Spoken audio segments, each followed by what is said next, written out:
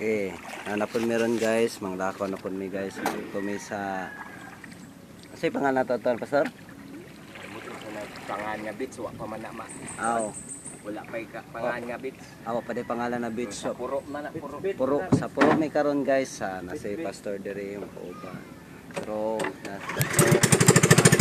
bang dire bay, ka makita, di ka makita kuan.